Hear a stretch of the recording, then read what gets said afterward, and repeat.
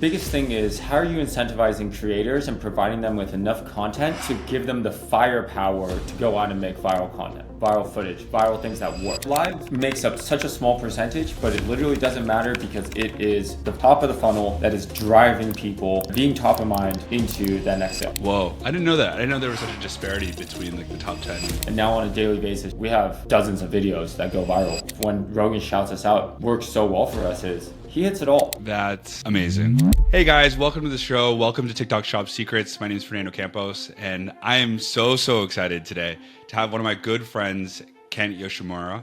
And for those that don't know who Kent is, he's the co-founder and CEO of Neuro. We've been friends, I don't know what, 15? Yeah, for sure. Yeah, over a decade. Our Neuro is one of the hottest brands in CPG right now. Have absolutely annihilated TikTok Shop. How many doors are you guys in brick and mortar now? 20,000 plus, expanding probably double or triple that next year. So insane. Yeah, I mean, one of like the Cinderella stories, I think, of CPG. You guys have been on Shark Tank. You guys have been featured on Joe Rogan multiple times. I mean, I'm so excited for this interview because there's so much to unpack. Yeah, thanks for having me.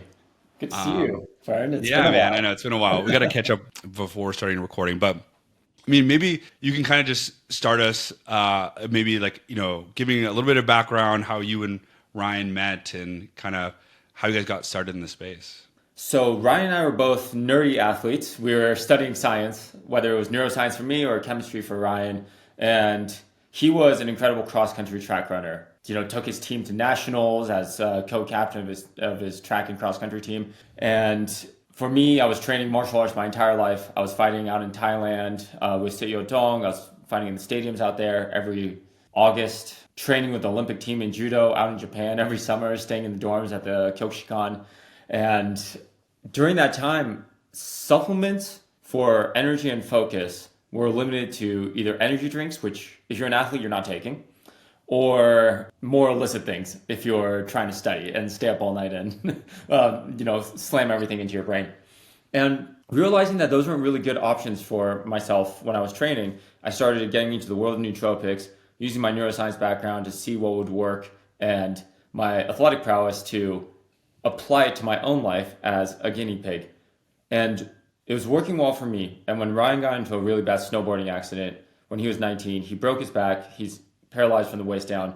The supplements that I was mixing, I gave to him in pill format, and it helped him so much regain his confidence, his focus, get back to school, finish on time, that we both realized on a scuba diving trip that this bag of pills we were taking of these supplements were great, but how do we make these things that enhance our health way more accessible to the average person that doesn't want to be beholden to the pills that sit in your medicine cabinet? And it became so obvious to us that there is a category of gum and mints that has not been innovated on forever.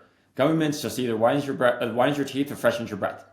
It's limited to those factors. How do we enhance the benefits for the most approachable, shareable, and accessible format that's available in the marketplace and combine it together? And Neuro was born about 10 years ago now. Dude, congrats. I mean, that's such a cool story, and especially I can relate on so many levels because Nick and I are like best friends from college too, and it's so cool that you and Ryan are like the same thing. Let's kind of fast forward a bit. Yeah, obviously you guys when did you guys get on Shop, and I guess what did that look like in terms of your first few months? What's funny is we weren't necessarily an early adopter on TikTok as a platform, as a social media platform, but we were an early adopter on Shop, which meant we're similar to how I was a guinea pig for my own supplements. I was a guinea pig for, and our team was a guinea pig for how TikTok was trying to operate on their own.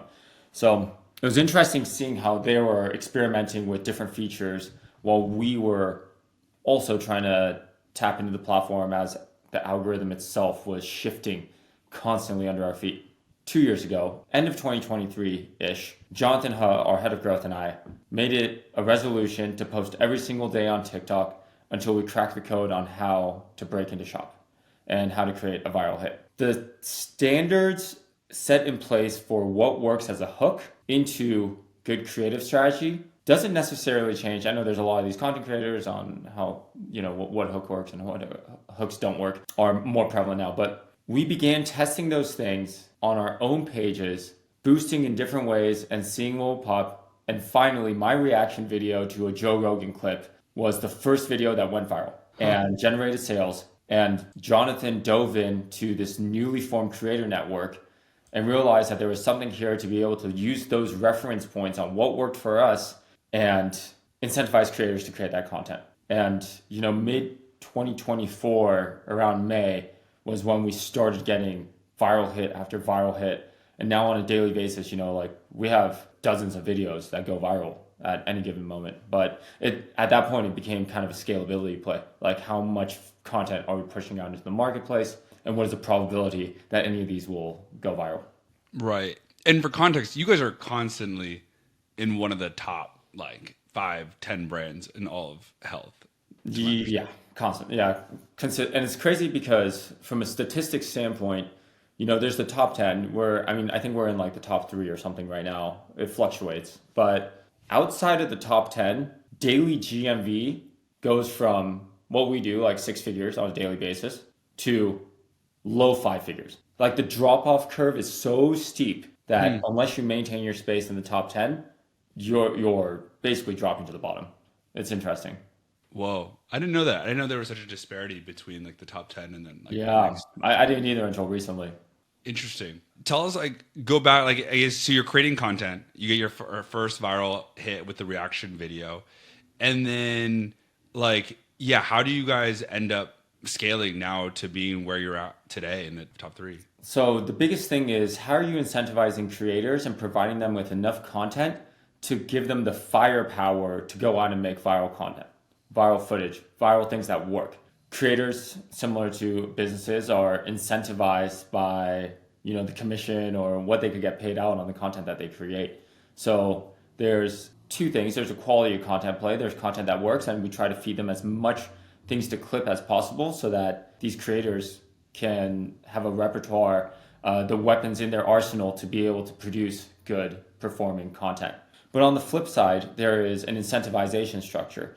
If you get into our Discord channel, you get access to this content, but you also can move up the ranks effectively with more and more better content that you create to get paid out more and more or get prizes or things like that. So given those things, and I could talk later about how that continues to shift, but given those things in 2024, it was very similar to an old school, I assume Herbalife style setup, but if you hit a certain GMV, we'll gift you with Rolexes, we'll gift you with a trip to Miami, we'll gift you with things beyond just the GMV value that incentivize the creator. Now, since cash is king, we incentivize you with backing our own cash through GMV ad spend into your content as long as you hit certain benchmarks and certain milestones. And we'll continue to support you more so that you can earn more money by us reinvesting back into you. So there's this flywheel that continues to happen through how we continue to engage with our creators and build that relationship with them. That's awesome. Yeah, that ends up being such a key part, especially now that everyone's forced to transfer to GMV Max, and so so much sales is crazy. It's pretty much all ad spend at this point. Dude, TikTok knew. They dragged you in, got you addicted, and they're like, all right, time for you to spend. So, okay, so it's interesting that you talked about the Discord. I think you guys are well known for, even though no one can see it, but for having a really engaged, kind of killer Discord. And so how do you think about structuring those different tiers and I'm also just curious how it's evolved? Yeah, again, the evolution comes from what people are incentivized by, and given the change in the platform, I think creators are feeling the hit right now on what's working and what's not. They're feeling the hit on dude, if we were talking a year ago, you could make any type of content and it was almost guaranteed that most of it would work, as long as you follow the formula. Now there's such a heavy saturation of things that there's 2 interesting phenomenons that are happening that we see. One is the attribution across different channels has decreased while TikTok Shop's credibility has increased. So now people aren't going to Amazon anymore as often to be is this a legit product I'm going to buy on Amazon because I trust this platform more. No, TikTok Shop is now an actual channel where people are buying. But at the same time, since there's so much saturation in the marketplace and so many impressions that are being fed out and diluted across so much content, like selling content, that the impact of one video, unless you hit like a certain number of views and impressions, the translation into sales aren't necessarily working. So, given that, how are you activating live, for example? What's your CRM looking like? What is your retargeting model looking like in your emails? We're trying to think of it so much more comprehensively from like a very traditional like marketing play, like, channel strategy, campaign, or I guess brand strategy, channel strategy, campaign strategy, and so on and so forth, to get to those, I guess, thresholds of what's working and almost like educating our creators to leverage themselves into the full funnel of what's working. It's just become a lot more sophisticated as a platform.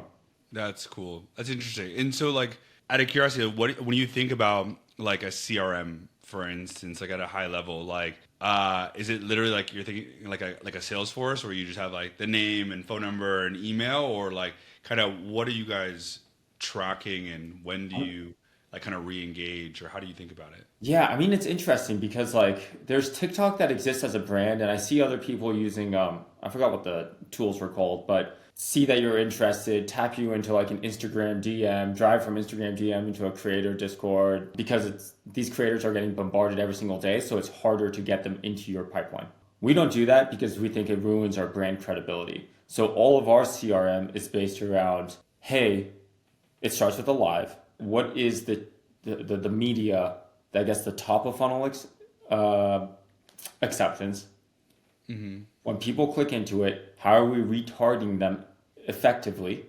Retargeting them through campaign discounts, promos, bundles, whatever. And then if they're interested in that, how do we hit them with the bottom of funnel approach? Hey, you get 2 for 1 pricing on bulk bags, this and that. The CRM operates in a way of more consumer journey within the platform Got it. versus like a HubSpot or a Salesforce mechanism.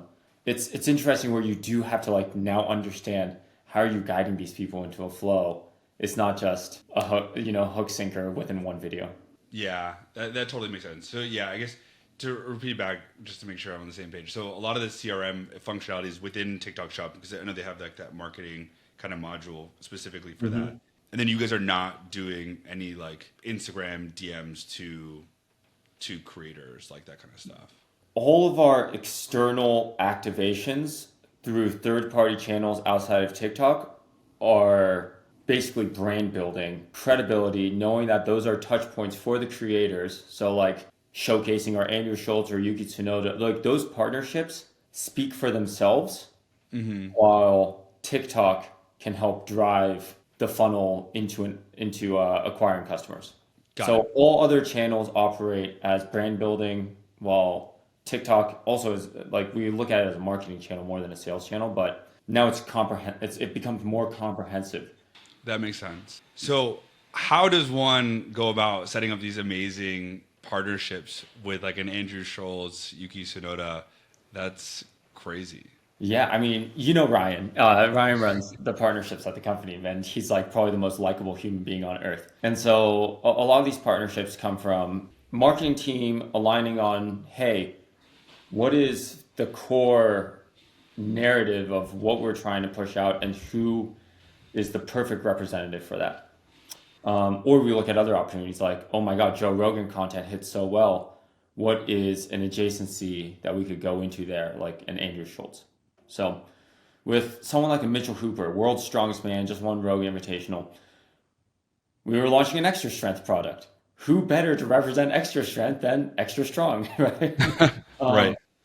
Who better to represent focus through our memory and focus product and our new product launches than an F1 race car driver? And then who better to represent like the lightheartedness of gum and mints and versus the seriousness of supplements than a comedian like Andrew Schultz? So as we start breaking out like the understanding of our core messaging and positioning and applying it to an individual that may represent us well, Ryan goes out, uses his charm, starts building these relationships, and then we have like networks to tap into.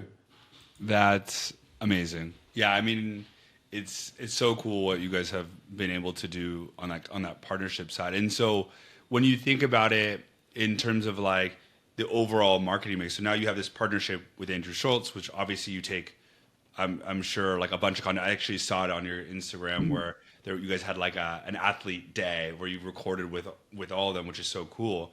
But and then now, how do you leverage that specifically, like those assets and relationships for Shop?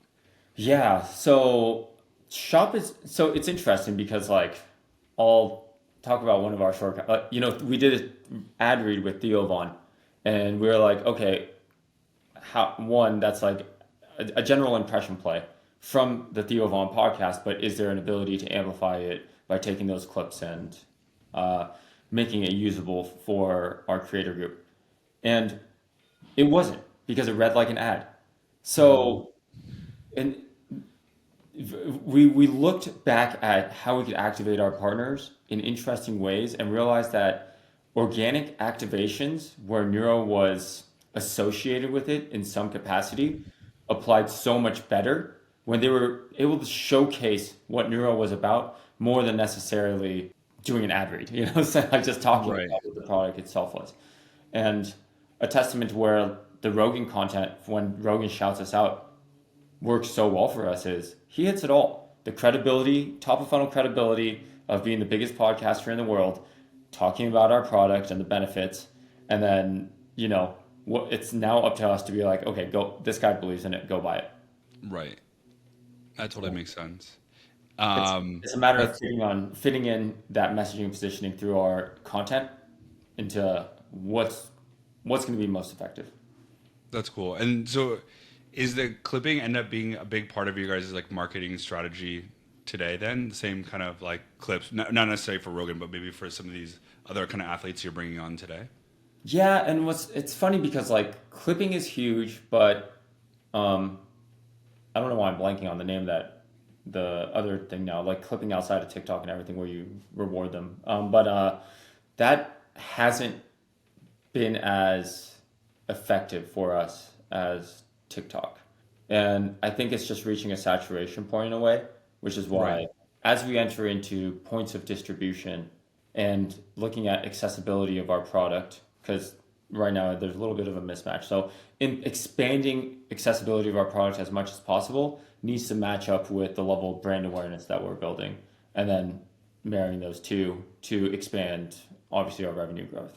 That's awesome. Going back a little bit to the early days. So it was you and Jonathan. You guys are posting daily, trying to figure out which. And I love that you guys were willing to do that, right? And so was it like in those early days? Was it just you two that was like working on TikTok Shop, or was there other team members? And yeah, I'm curious how that's also evolved. I mean, our social media team was definitely helping in creating branded content, Sure. but the funny thing is, branded content and creative, like, they're very different things, as you Totally. know. Um, so it was us, we had team support. Our team was obviously a lot smaller back then too, but now it's evolved into becoming a function of commercial, like our commercial team. And we're looking at ways of not just creator content, but how do you incentivize creators to drive people into a Costco to purchase our product, to drive them into a Walmart to purchase our product? The fields evolved in a way for us on looking at it as more of a comprehensive channel approach versus back then when it was Jonathan and I, it was how do we make the platform work? Like Right. just that channel work. And it was just purely channel strategy oriented. Got it. That makes sense. And so do you guys have pretty big team that's dedicated to Shop at this point, or is it still pretty lean, or? It's pretty lean, but it's all internal, Like I know a lot of people use agencies and things like that. Funny enough, our agency became one with us, and so we're the only people they work with. So they just became internal, and it's fairly big. If I were to go into details about it, there's the community managers that are managing the creators. There's the social media, like our social media manager and coordinator that's creating the branded content to make sure it matches. We have a customer service person that does the CS side, making sure all inquiries are met. We're building a live team right now. Like later today, we're building out like our own live studio to a certain degree to expand live into 22 hours a day, 24 hours a day, Oh wow, that's which is what amazing. Mary Ruth does. And we were talking Yeah. with Jay, who built TikTok at Mary Ruth, and he was like, he's a funny guy, like, but his whole thing was just like, dude, we're going crazy on TikTok, 24-hour live, like taking everything to the extreme, right? And Mary Ruth. Right. So we're taking a bit from their playbook and seeing what we could do there. And then obviously there's like the GMV ad side of things, how we're managing that. It has grown into a more expansive team to that degree. That's cool. And I'm curious. So you're targeting 22 hours of lives a day. Is that We kind of how you're? realized that the most impactful follower amplification on that platform, so whether it's increasing followers or reaching your own followers, are lives. You get notified when a company you follow goes live. Mhm. You tap into a live, and more people than not typically tend to follow you after you speak to them directly, which only happens on a live versus brand. Like, imagine looking through branded content, clicking into the account, clicking follow. Like, there's so many Right. friction points, but with live, we could expand our pool, and it might not be the highest performing in terms of GMV Right. relative to creator content, but it is the most effective in terms of a top of funnel, getting retention within social media followers that you could retarget later on. Interesting. Do you mind me sharing, like, or asking, I guess, like, what are like the economics that you're like expecting, I guess, in terms of like, is there like an hourly rate, and then yeah, you're doing, because I'm assuming you're doing it from the branded page, and then you're just paying a commission. Incentivize with commission, like always. These people they're all salespeople, Right. they got to sell and they got to be incentivized to sell, but also paying them on an hourly and typically just temp labor. The way Jay does it, so we're in the process of building it similar to them, but the way Jay does it, he has a space in a co-working space that he built out using some fabricators to create a live room. And then there's so much talent in LA from actors, that he Right. would bring in all these actors, do casting calls with them, and then they would just be funneling in. And then there's one person usually there that's doing the TikTok management side, just the live management side of things. Like Right. there's the host and Operator. then that guy. Yeah, Right. Yeah, and then it's interesting because then it's kind of a simple math problem, right? So you can figure out like, okay, I need to be at whatever $300 in GMV an hour to kind of break even on these costs, and I'm sure exactly. there's gonna be lower and higher GMV hours, but yeah, it's cool that you guys are. I love like talking to you because like you're thinking big, right? It's like a lot of people are just like, okay, I'm trying to go live 3 times a week versus like, okay, I'm trying to fill up 22 hours, so like, yeah, Yeah. I mean that. Anyone can access a WeWork at all times if you're a member. Like, get in there. There's going to be one person. You don't have to worry about security. Like, that's how we're thinking about it. It's like, well, how do you give people access where you don't have to worry about and like give ourselves access with this talent to keep going. And we're in Vegas. It's Right. like the best.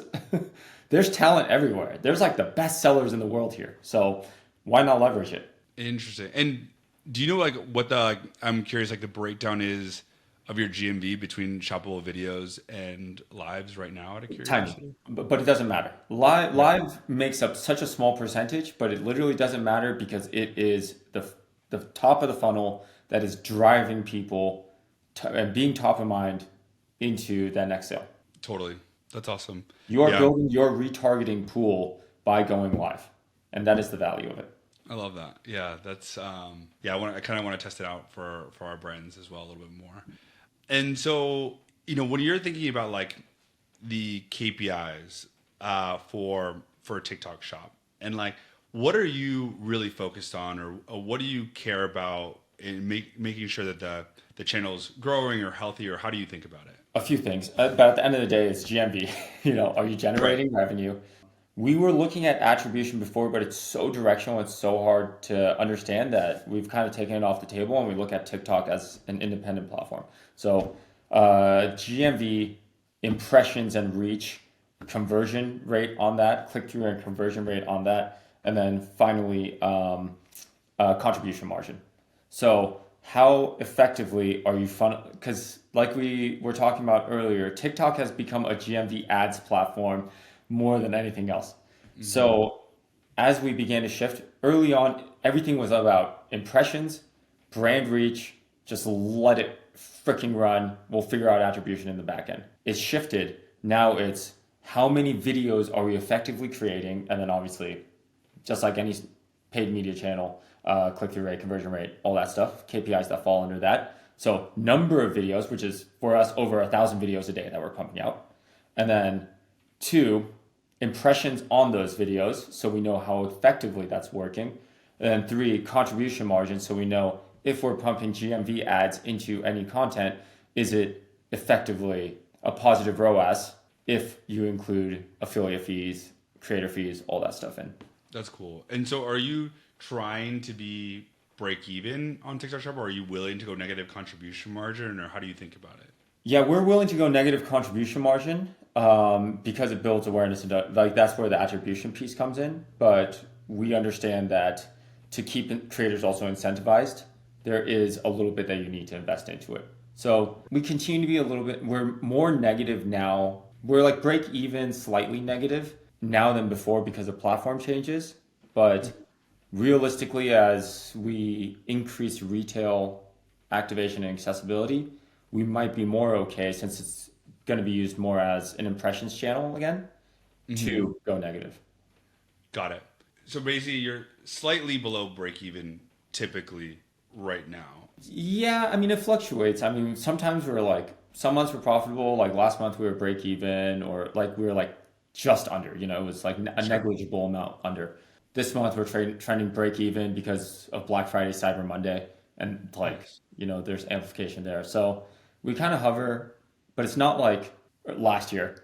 Last year was like insane profitability, right? It's right. The landscape has changed, but at the same time, we've grown up to make sure all ships rise across our entire organization as we leverage TikTok. That's awesome. Yeah, it's cool to see and just interesting to see how every brand is running it a little bit differently. There's only one brand that's healthily profitable on TikTok Shop in the health category. Mary Ruth? No. Really? Micro ingredients. Oh, I can see that too. Because they manufacture their own goods also. Right. Yeah. That totally makes sense. That's Crazy. Interesting. And so, yeah, you brought up something interesting like before the call. So TikTok Shop created a ton of profit for you guys, especially in 2024. And then that opened up like, not directly, but I guess, or I don't want to speak for you, but like that opened up so much for you guys in terms of retail. So I'd be curious to hear like kind of what happened there. I think there's major moments that happen in any brand's career that you could leverage into a narrative for your storytelling to enter into retail. And for us, TikTok was that narrative that got us to this place where, it's higher now, but like at some point, 1 in 7 Americans knew about us because they saw us on TikTok, which is a crazy stat, right? It's better now, right? Because as we continue to grow. But when a retailer sees that, and then we give them the right discount margins and we're willing to do, slotting and whatever, like there's nothing for them to lose at that point. And the storytelling turns into like, hey, we're a brand that's blowing up. If we're going to like a major, like one of these big box channels, we're going to give you first access to our product in this format and with these flavors. And we're going to use our TikTok creator group to drive a bunch of traffic to it. There's like no reason to say no. So that was our storytelling. At one point, the reason so many celebrity brands came out is because a lot of it was like, hey, we have Kim Kardashian coming to a shopper meeting, or a buyer meeting, and she's willing to do 3 activations with you guys, or you guys could use her on an end cap. Like, it's a similar thing. These are just ways of leveraging our wins into the narrative as we go to the buyer to enter into retail. And for us, at CVS, that TikTok moment for us, and even now, CVS is a great retail partner for us. We sell more than 5 Hour Energy in terms of revenue and units at CVS pharmacies. Wow. And they saw that. They know 5 Hour Energy is falling, and they're like, we're going to put you at cash lane, at the checkout lane. Wow. As of last week, now we're at the checkout lane and in like an end cap near the pharmacy set. So we're continuing to ask for more with these buyers as the rest of our channels continue to grow. And that allows us to maintain that momentum. That's smart. Yeah. I mean, it's a huge like negotiating chip if you're driving whatever hundreds of millions of views or impressions a month. That's cool. And so something you touched on that we haven't talked about is, so you have this creator group, obviously, and then so are you actually having them create content as well that will drive traffic to your like offline retailers? Yeah, and building incentivization structures for that are a little bit more difficult, but Of course. the idea of paying against impressions is not different. So, as we activate massive channels, like there's certain creators that we would allocate, or there's certain influencers outside of TikTok also that we would allocate for specific retail launches, and that becomes a line item in our P&L now. Oh wow, got it. And then so are you taking your top creators, or are you talking like you're talking about ones with like just like high, or how do you think about who to put on this kind of offline thing? I mean, it's there's specific creators that are like people follow them for retail, which is Mm, interesting. So we have those people, but there's certain creators even in our network that will, we'll throw this thing out and be like, hey, right now we have a special whatever extra incentive going on for driving impressions into retailers, and people will hop on board for that. that's amazing. So it's not your typical like necessarily TikTok shop creator that's driving 100K a month in Yeah, yeah, GMV. exactly. It's variable. That's awesome. Yeah, shifting gears a little bit. Tell me about like one of like the biggest challenges you guys have faced on shop and overall how did you guys resolve it? I mean, constant evolution of the algorithm towards GMV ads, I think, is the biggest hurdle everyone has been facing. Staying on top is obviously, the air is thinner when you're in the top five. So you see a lot of knockoff brands. I mean, we're dealing with counterfeits all the time, which is really frustrating. Less so now because of some of the things we've been doing, but that becomes a little frustrating. Everything is just adaptation. Like all these channels are going to change. So how are you making sure that you don't build a dependence on, like similar to the meta days, like people were chasing the dragon on revenue and feeding, just building up these crazy CACs because they just saw the revenue number go up because companies were buying like big companies were buying smaller companies like Dollar Shave Club at insane multiples on top line revenue just because Right. they thought they figured out digital. Dollar Shave Club doesn't even exist anymore, I don't think. Like they're probably like around, but no one talks Right. about them. So, in the same way, how do you not get addicted and hyper dependent on any one channel like a TikTok while continuing to nurture it and growing with it and building other external resources, other external channels that still can play into each other? How do you become a more complete company, a comprehensive company that thinks through all these channels, not as independent, but interdependent? And that's how we've continued to adapt and grow and make sure that we don't fall into any of those traps. That makes sense. And how do you think about like your marketing meetings? And do you have it separated by channel now, or is it just like an all inclusive, or how do you structure that? Yeah, I mean, we look at incremental ROAS guidance. So new to brand customers are still our most valuable KPI. Um, and we look at channel efficiency across the board. So each channel has their own ROAS to a certain degree, understanding that there is attribution that happens when you spend on Meta or spend on, wherever. But if like our tacos and CACs on Amazon are insanely good, and continue Mhm. to be. But there's only so much you can scale it there. We continue to be great on TikTok, but there's also so much you can scale there. So again, it's that interdependence between all these different channels. How are they playing into each other? And where are we activating new customers across the board? That's cool. Yeah, that's interesting. And then, but do you guys look at?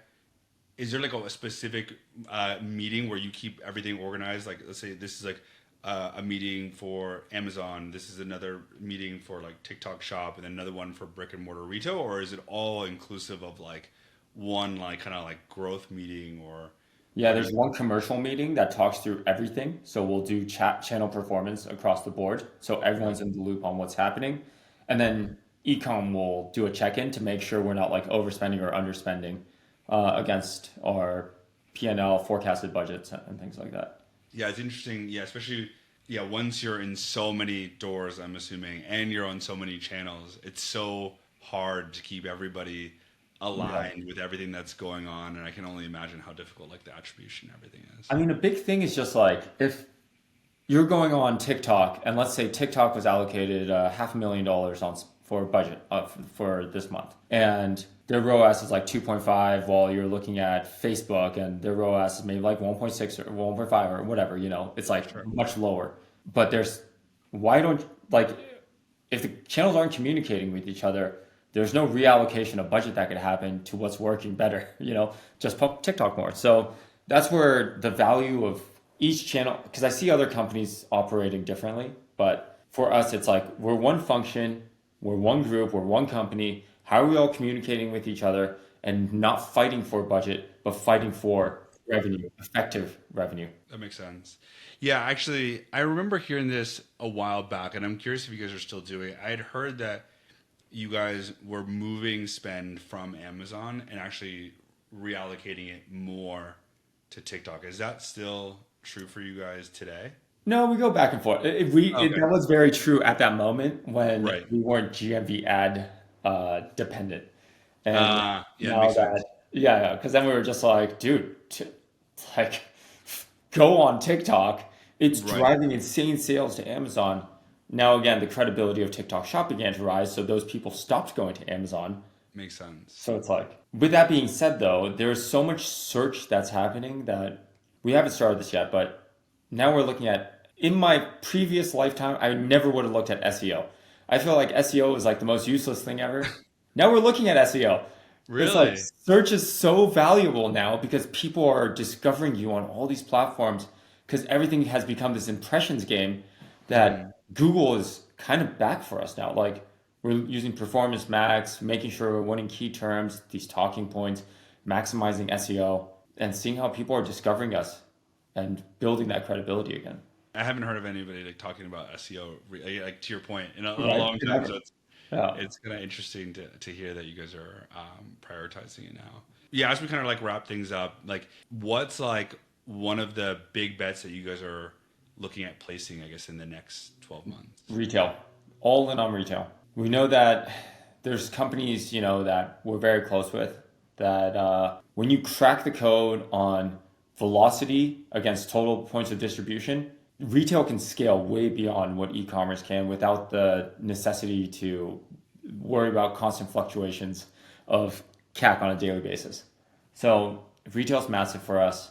And what else? That's kind of it. I think, yeah. Fighting to stay in the top 3 of TikTok Shop, like That's right. that's incredible. That's right. That's awesome. And so, is there like a book, a podcast, or a resource that you feel like has had an outsized impact on how you think and run the business? Yeah, I mean, there's like the traditional books that I'm always a fan of. High Output Management, I think, is one of the best books on business ever written. I'm trying to think of other books like Crossing the Chasm, How Brands Grow, fantastic book that every brand owner should read. But I've also gone to YouTube more and more often. I feel like YouTube has become this amazing place if you're willing to sit through a 1 hour video to listen to just incredible people thinking through business all the time, thinking through algorithm changes all the time. I typically tend to go there. There's a bunch of creators out there that are really on the forefront of what's working and what's not. That's cool. Is there any like YouTubers you think we should follow? I'm gonna forget all their names. I can pull it up. I'll send it to you later. Maybe you can put it in the show I'll put notes. it in the show notes. Yeah. There's Yeah, some I really appreciate good ones that always like blow my mind. Yeah, all good. I'll include it in the show notes. And then, yeah, I mean, I'm curious, like, so where do you want listeners to find out more about you and to try Neuro? I mean, follow us on TikTok at NeuroGum. Go to neurogum.com to find us there, or find us on Amazon by just searching for us. All those things help us. Leave us a good review. Yeah, we're everywhere. So go out and find us. We'll be in even more places everywhere if you find us next year. That's awesome. Dude, Kent, thank you so much. Yeah, I really, really appreciate you taking the time. And yeah, honestly, you added so much value, and it kind of gives me so many different things to think about. And Absolutely, man. Yeah, it was great being on here. for sure. Thanks again. Thank you.